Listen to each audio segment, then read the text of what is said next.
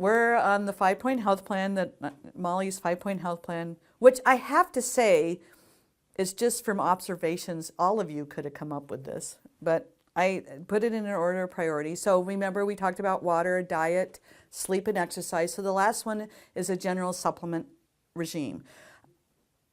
And I do have people that come to me and say, I don't want to take any pills, and I will work with them. So I want you to know there are ways to get around not taking supplements, but I want to address why you might want to take some supplements. So first thing, the quality of our food, even when you buy organic from the farmer, et cetera, there is 40% less vitamin C in an organic orange in the year 2015 than there was in the year I entered Bastyr in 1979. I'm dating myself. The quality of food, even at its best, is 30 to 40% less nutrient rich than it used to be. Secondly, the amount of stress, both physiologically, emotional, and spiritual stress in our lives has asked our body's nutrient load to be, we need more to detoxify that. So even if you drive in a car, you're being exposed to petrochemicals that require that your vitamin C, your alpha lipoic acid, your CoQ10, which are all nutrients found in our food, you're asking your body to provide more of that.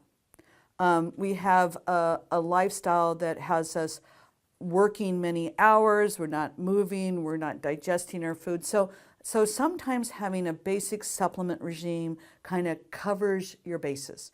And the allopathic medical community, which is the terminology for MDs, and that's another discussion about the difference between chiropractors, osteopaths, allopaths. It'll be a great discussion, just definition-wise. But you've heard about the recommended daily allowances, the RDAs. Well, the RDAs are set on what's the minimum amount you need to have not to have a disease process. So the minimum amount of vitamin C to prevent scurvy can be found normally in an orange. Scurvy is bleeding gums that you might have heard in your history classes happen to a lot of sailors. I'm not looking to make you minimally healthy. I'm looking to make you optimally healthy. That's a really different thing. I don't want you to settle. I want you to be as healthy and vibrant as you can be on a daily basis. I am telling you that I'd much rather have you drink water, eat good food, exercise, and sleep than take pills. That's why it's the 5th on my 5-point health plan. But it's still, I think, something to consider. A good multiple is one place I start. And I distinguish what a good multiple is by, well, first thing, if you're a menstruating woman, chances are you need a multiple with iron in it. And if you're a male or a postmenopausal woman, you probably don't need iron. Iron is not something you want to routinely supplement. It can get toxic. So I tell people, just generally speaking, you'll need a multiple with iron or without iron, depending on where you are in your life and whether you're a female or a male, menstruating or not. And when I'm looking for why I go for a good multiple is because most multiples have a good complement of all the B vitamins. It has a good complement of the fat-soluble vitamins, and it has a good complement of the minerals. So when we're talking about micronutrients, so the difference between a macronutrient is that it's a food, like, a piece, brown rice is a macronutrient. And a micronutrient is something that is microscopic and that is needed as a cofactor or an enzyme in a biological chemical reaction in your body. So when we talk about micronutrients, it's divided into 3 basic categories: water-soluble vitamins. So water-soluble vitamins include all your B vitamins, which are used in your energy production. They're non-toxic because you'll pee them off if you get too many of them. So your water-soluble vitamins include all your B vitamins and your vitamin C. Your fat-soluble vitamins are the vitamins that actually you will store in your body because you store them in your fat. Those are vitamin D, E, and K, and they can actually become toxic because you can overdose on them. So those are the ones that you'll hear doctors talk about being a little concerned. So water-soluble vitamins, fat-soluble vitamins, and then minerals. So there's a lot of minerals that we need to run all the processes in our body. And you'll hear the discussion between toxic metals and general minerals, nutrients. So They're all on the same periodic table, which I find interesting. So what's interesting on the periodic table, which is the table of all our minerals, what I think has happened in our culture is when we don't eat these nutrients, which are found in your vegetables, if you've looked at my previous videos, that if you don't eat those minerals, what happens is if the body's looking for chromium or it's looking for iron. Let's use iron because I think that people really know about lead toxicity. We're looking for iron and we don't have enough iron, so the body grabs lead because it's the closest thing to iron that we have available. So if we have all these poisonous elements here, which are called toxic heavy metals, and I'll explain to you why they're called heavy metals. If we have all these here and we don't have any of the good ones over here, then the body's going to make the best choice it can at the time, and it's going to grab the lead because it looks most like iron. So that's how all those children in, I don't know if you remember the story of all the elementary school children in Washington, D.C. that ended up with lead toxicity because of the pipes in the school system, and they were so anemic because they were iron deficient that their body chose the lead. Now, the reason why we have this problem in our culture is because we are exposed to so many poisons and those are the ones that the body has choice about. Now, why it's called a heavy metal is because the difference between a heavy metal and a nutrient is that these things are not flexible. Remember I told you health is associated with flexible. You grab a lead molecule and it has multiple bonds chemically and it can't be released. Once it's there, it's stuck. Versus all these minerals that are nutrients come in and go out and come in and go out depending on where you need them. But once these heavy metals, and that's why they're called heavy, get attached to you, they're hard to get out. The only way to get them out is by chelation. So that's another conversation altogether. So the reason I put people on a general multiple is because if you provide the body with a minimal level of vitamins and minerals, it will choose those preferentially over maybe something that wasn't such a good choice. This is the same when you're eating. If someone actually put out salads and cut fruits and vegetables, you might choose that over the candy bars if you actually thought about it. But it's because we're so hungry and we let things go and we like, okay, I just need to get my sugar levels up. Mine was peanut butter cups, by the way, which is, that was my drug of choice. So that's why I put people on a good general multiple. And it can be low potency. It can be, you're looking to read ingredients. Start reading ingredients. If it says chelated calcium, I probably don't want it.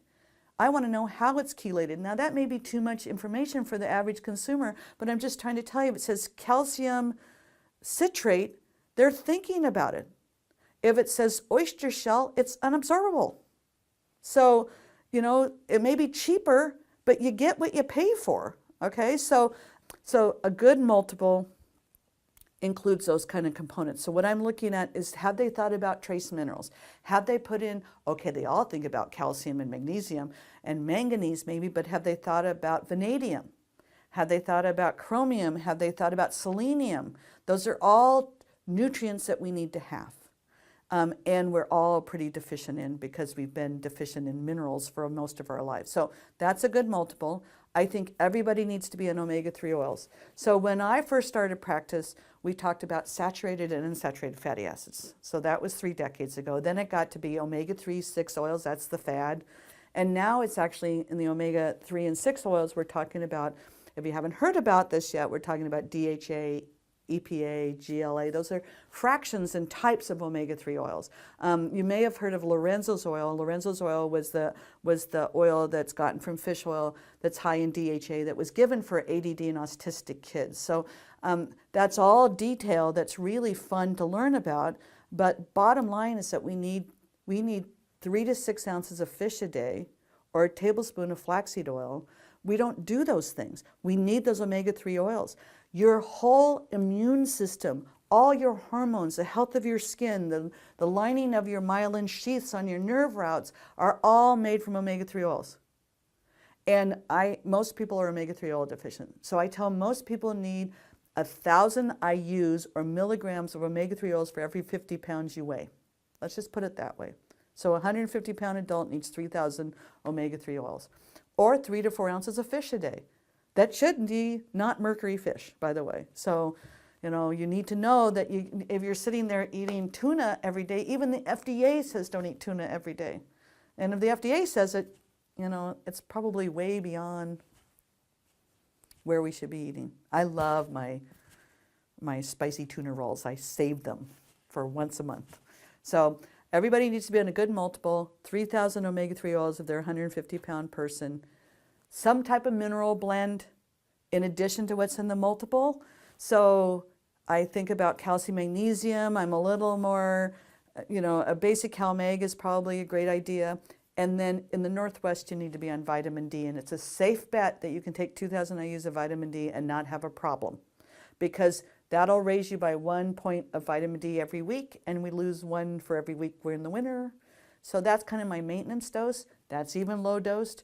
My most of my children, all my children are children of color, and all their vitamin D levels are so low. My daughter's was 9 the first time I checked it. Your vitamin D level should run between 50 and 70. If you don't know your numbers, you need to ask, and you need to have your doctors. That's one thing Emerald City Clinic is really good about, is documenting what your physiology is doing and what is specific for you. So all that is available. You can get that information, and people should know their numbers. So my basic supplement regime, again, is a good multiple omega-3 oils, vitamin D, and minerals. And then I throw in there every once in a while, I'd really like to do it, but it has to do with economics, is a probiotic. So if you eat fermented foods on a daily basis, if you're having sauerkraut and kombucha and those types of things, you're getting really, really wonderful bacteria for your gut and probably don't need to supplement. But most Americans' guts are really a problem. If you've had antibiotics before 2 years old, you probably have changed your microbiota, your gut flora for the rest of your life. If you've had it over 2 years of age to 50, it takes 5 years to recover from 1 course of antibiotics. Okay, so and I take that into consideration. If you were in Europe and got an antibiotic, the medical doctor hands you a probiotic at the same time. We're still behind the times in the United States, still to this day. We're not cutting edge medicine here. You think we are? We're not. So we're great. Medical doctors are great at preventing death. They're horrible at promoting health. And that's my purpose, is to give you the skill set to promote your health. So that's the purpose for the 5-point health plan.